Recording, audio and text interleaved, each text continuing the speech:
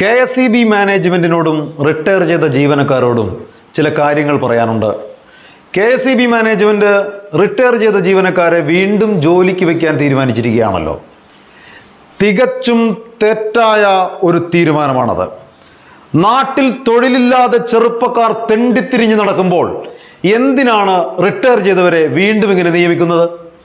യഥാർത്ഥത്തിൽ പുതിയ ആളുകളെ സ്ഥിരമായി നിയമിക്കുകയാണ് വേണ്ടത്. അതെന്തായാലും ഉണ്ടാകില്ല എന്ന് ഉറപ്പാണ്.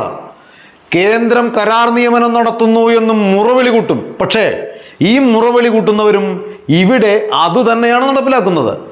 ഒരു 1000 രൂപയെങ്കിലും കൂലി കൊടുത്ത് പുതിയ ചെറുപ്പക്കാരെയാണ് KSEBയിലെ ഒഴിവുകളിൽ നിയമിക്കേണ്ടത്, അല്ലാതെ റിട്ടയർ ചെയ്തവരെ അല്ല. പുതിയ ചെറുപ്പക്കാരെ നിയമിക്കുമ്പോൾ ഔട്ട്പുട്ട് വർദ്ധിക്കുകയാണ് ചെയ്യുന്നത്.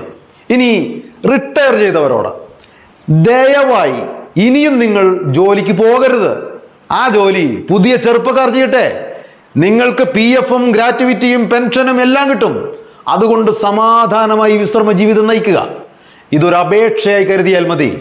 അല്പമെങ്കിലും മാന്യതയുണ്ടെങ്കിൽ ഇനിയും നിങ്ങൾ താൽക്കാലിക പണിക്ക് പോകരുത്.